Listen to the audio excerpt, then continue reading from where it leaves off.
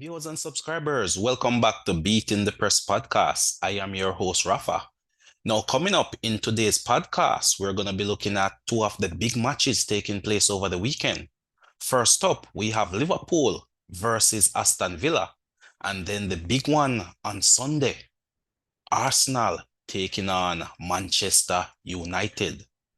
Now, let's jump straight into it, viewers and subscribers. Let's first look at Liverpool versus Aston Villa. Of course, Liverpool coming off that massive win against Newcastle in their previous game, down to 10 men, playing away from home, but still managing to walk away with all 3 points. Darwin Núñez grabbing the headlines in that one, a double coming off the bench, and I'm sure he will be looking forward to a possible start in this game against Aston Villa. Aston Villa, on the other hand, lost to Newcastle in their opening fixtures, but since then have gone on to record comfortable wins over Everton and, of course, recent promoted team, Burnley. So they have definitely bounced back well, and they have also been playing some matches in the Europa League Conference League, taking care of business there quite easily against Hibernian. So they are on a good run of form, I would say. Aston Villa definitely playing some very good football, scoring lots of goals, and also managing to keep the ball out of the back of the net with a few clean sheets, of course. The competition may be different. These teams they have taken care of late, maybe of a different caliber compared to Liverpool. But definitely one thing they would have done is to really gel the team, develop confidence, bring players into form, and of course, develop that belief system that they can definitely go to Anfield and take something away from this match. So this should be a very interesting game, to be honest. Liverpool isn't really playing the best football. They are definitely vulnerable defensively, and we saw the pace of Garden really exposing the defensive line in their last game against Newcastle. Trent Alexander was pretty fortunate to be still on the field, and of course, Virgil van Dijk got a red card, in trying to handle the speed of Isak. And with Aston Villa coming to Anfield, they are definitely coming with some very quick players, the likes of Diaby, recent signing, and also a possible Leon Bailey as well, who has been scoring in the Europa League Conference and should have regained a level of confidence and composure in his game. So they should definitely be looking to worry the Liverpool backline. Of course, with Virgil van Dijk out, Klopp will have to bring in one of the reserves, possibly a Gomez and a Matip pairing, as in the last game, Konate was also out injured. So this is going to be a Liverpool defense, which is not necessarily first choice against an Aston Villa offense with all their players in confidence. The likes of Ollie Watkins has been scoring goals and providing assists. Diaby has started off his life as Aston Villa in red hot form. A real speed merchant. If you blink, he is gone. And of course, Leon Bailey have also come into some good form as well. And the Aston Villa midfield has been gelling, has been really become a very dynamic midfield with the likes of Magin, Ruiz, and of course, Camara. They have formed a very solid midfield tree and are really coping quite well, not only defensively, but also offensively as well. And the backline, apart from that blip, it could be said against Newcastle, the backline has really now gelled, have been looking good. Tyrone Mings' long-term injury. However, some good signings again. Paul Torres have come in for Mings and has been looking quite at home. this his first season in the English Premier League. So it will be interesting to see if the Liverpool offense can really put this Aston Villa defense to the test. And of course, in goal, Martinez will be looking to keep the ball out and not hitting the back of the net from the likes of, Salah, possibly Gakpo, possibly Jota, the Liverpool attackers. Of course, this one taking place at Anfield, so the crowd will definitely be up for this one. Liverpool again on a 15-game now unbeaten run dating back to last season. They are yet to lose in 15 games in the EPL, both home and away. So definitely, Aston Villa should definitely be cognizant of that fact that this team, almost as if they don't know how to lose a game, even with 10 men, Newcastle could not put them to bed. So Emery has to now formulate a solid game plan that is gonna test this Liverpool defense and remain firm in their own backline. It's gonna be interesting to see the sort of setup that Emery comes with. He is this master tactician at times, and he is usually very prepared for any eventualities. So it should definitely be a clash of the managers as well.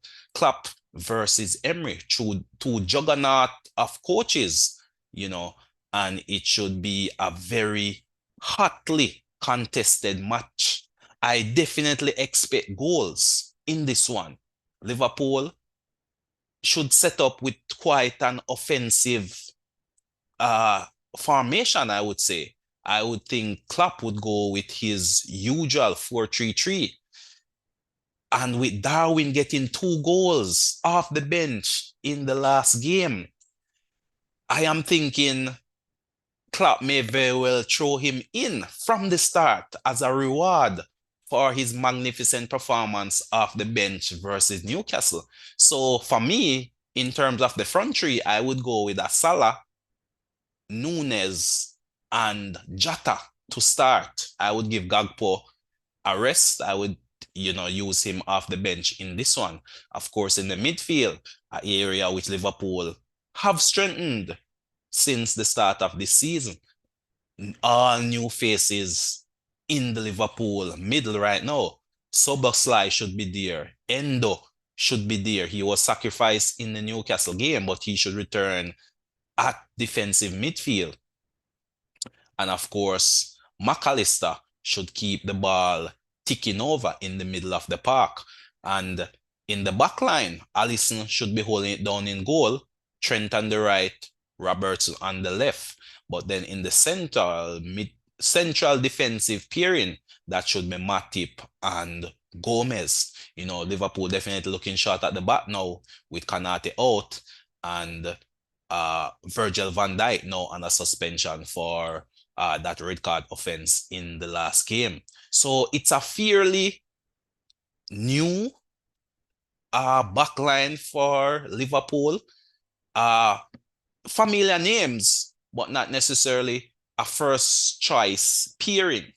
So the Liverpool backline may very well be vulnerable to attacks from the Aston Villa team. And for this one, I definitely expect Aston Villa to score. Aston Villa is too good of an attacking threat against this makeshift Liverpool backline. So I definitely feel Aston Villa will find the back of the net. But I think Liverpool may very well have too much offensively for this Aston Villa team. So I think it's going to be a shootout. I don't think it's going to be a defensive game. Liverpool really don't have the defense to go in and say lock shop. No, I believe they are going to have to outscore their opponent. And of course, they do have the firepower to get goals. It's just a matter of whether they can find more goals than this hot Aston Villa attack currently. So it could be a very interesting game. It could have a few twists and turns, but with the Anfield crowd really pushing the team, galvanizing the team, and of course, some confidence would have been garnered from that game against Newcastle as well. That should, galvanize the team and, let them play with a bit of more freedom and a bit more creativity. I do think that Liverpool should have a few more goals than Aston Villa. But, the ball is round, and with this EPL season starting off, games these days have become very unpredictable. So while I may be anticipating a Liverpool win, I definitely would not write Aston Villa off. They have the coaching, they have the attacking players, and they do have a decent enough defense to really hurt this Liverpool team, or in the reverse, keep them out. If they can definitely galvanize their efforts in the defensive third of the field, they can definitely stifle this Liverpool attack. And of course, as the time goes within the game, the fans may become a bit unsettled. The players may now be rushed into making rash or bad decisions, and things may fizzle out in that event. But it should be a very interesting game. This one coming up on Sunday. In terms of a scoreline, I am thinking this one is going to be a shootout, and I'm going to back Liverpool for a narrow 3-2 win over Aston Villa. Quite a interesting game it should be, and I am definitely looking forward to this one coming up on Sunday. But we move over to the Emirates. Arsenal playing host to Manchester United. Big game with big implications. Early opportunity to leave a marker on the league. This result could go a far way in terms of thrusting the winners up into the table and really, leaving a mark on the league, or making a case for the rest of the league to take notice. So this should be a very dynamic game coming up on Sunday. Arsenal at home, Manchester United, the visitors. And this game is a game, I think, which will suit the Manchester United style. They are best known currently for their counter-attacking threat. And with Arsenal at home, they will definitely be looking to monopolize possession.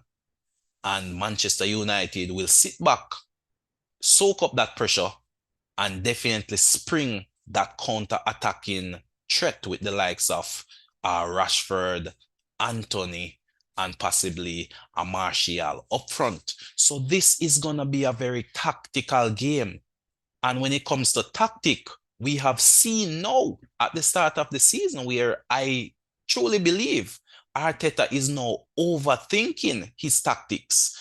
I believe he has now have his players almost in a tailspin. Not the Arsenal we saw last season, but he is looking to make a number of significant changes to his tactics. And it seems as if the players need time to really digest these changes, as while results have come, they have not looked the fluid team which we have become accustomed to, the team which pushed Manchester City to the very brink of a title last year. This team is looking a bit disjointed, especially defensively. Goals are still coming, but from a defensive point of view, they allowed Fulham 2 goals in their last game, which that one ended in a draw. Crystal Palace, they narrowly escaped with a 1-0 win, when if for a better refereeing decision, that game could have been different. So while they have garnered a few results, positive results, they are failing on the eye test. And I feel it's just a matter of time before a team really expose the tactics which Arteta have been implemented. I am still surprised that Gabriel, after 3 games, still have not seen a starting berth in this Arsenal defense. We see Partey is now playing out of position at right back, when anticipation would have been a formidable 3-man midfield with the likes of Rice now being signed, it was expected that it would have been Partey, Rice, and Odegaard in that middle for Arsenal. But no, Arteta has really, you know, put the cats among the pigeon with some very interesting tactics, which to me are not necessarily working out in the best fashion. So it's gonna be interesting to see what he comes with for this one. Right now, he has become a very unpredictable coach. You never can tell now which card he might play. Even in the last game, Nketiah was benched. Trossard got the start almost as if Arsenal was playing in somewhat of a false nine. And then, of course, Nketiah came on and found a goal. Interestingly enough, with the English squad now being announced, Nketiah was one of the surprise inclusion in that English squad. So that in itself should have boosted the youngsters' confidence, and it would come as an absolute shock for me if he was not given a starting berth in this game by Arteta. So it's going to be interesting to see what Arteta comes with. I think this is one of the moments that I am anticipating the most when he announced that starting 11. On the other hand, Manchester United, started off very shaky as well, but they have managed to garner some results. They came from behind in their last game against Nottingham Forest, going 2 goals down early in that contest, but rallying to finish that one 3-2. So things are not rosy over there at United either. Ten Hag has been forced into a number of changes with some key injuries. The likes of Luke Shaw seem to have picked up a long-term injury, and they are looking rather short there over in left back. Of course, Maguire now is almost a fourth-choice centre back. Martinez and Varane should be holding it down. They have, formulated a solid centre back pairing and have been doing well. Dalat came in, didn't really have a good game against Nottingham Forest. Wan-Bissaka, we know he's a good tackler, but what he gives in defense, he is very limited in the offensive side of the game. And we know Ten Hag is, a possession-based coach who looks to push his fullbacks on. And while Wan-Bissaka may be a very good defender, a very good tackler of the football, he just lacks cunning from an offensive point of view. And that's definitely his limitations. So in the midfield, Casemiro should be there, in the defensive mid position.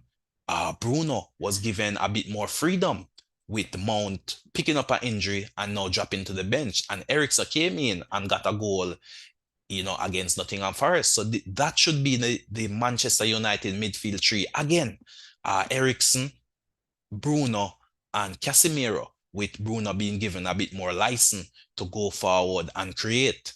And of course, another good decision was to play Rashford in his preferred choice out there on the wing, along with the likes of Anthony or a Garnacho. That may be a decision for the coach to make. And then, of course, Martial, coming back from long-term injuries, have now, gotten minutes in the last 2 games. And again, he should get some minutes in this one until the new striker, Haaland, is now up and running. He is still, I believe, injured. Latest news was that he took part in training, but starting this game may very well come a bit too early for him, especially against a formidable opponent in the likes of Arsenal. When blooding new players, it might be best to give them a start at home when, the fans can offer a bit of support and encouragement for that player when compared to playing away from home. So Martial should get the start up front for Manchester United, occupying that number 9 position. So it's going to be a very interesting game from both coaches. I do believe Ten Hag will adapt a more cautious approach to this one, while Arsenal will be looking to take the game to United. They definitely have title aspirations, and of course, they should be looking to impose their will on Manchester United at home in front of their fans. Last game, they conceded very early against Fulham. And I am sure Arteta will be looking to guard against this in this match against Manchester United. Manchester United do possess good attacking threats. And if they are able to finish off their chances, they could definitely take an early lead in this game and really set the cat amongst the pigeons. So it will be interesting to see how Arteta may react if, in fact, that is the case again, where Manchester United take a lead. We'll see how Arteta reacts because for me, he has been overthinking. It's almost as if he is overcomplicating the team. He had a good thing going last year. If it's not broken, why change it? That is the question on every Arsenal fan's lip. If it's not broken, why is Arteta chopping and changes? Why is he putting round pegs into square holes? That is the question everyone is asking. And to me, it's a matter of time before a team expose these fragilities. Will that come on Sunday? Will Manchester United be the team to expose Arsenal? What do you think, viewers and subscribers? Leave your comments in the comment section. But that will be the question. All eyes will definitely be on this game. This one coming up uh, late on Sunday. It's that standalone game on Sunday. So all eyes should be glued to this game. And your guess is as good as mine as to who will win this one. This one may very well be too tight to call. So for me, I'm going to sit on the fence for this one. I'm going to call this one as a scoring draw.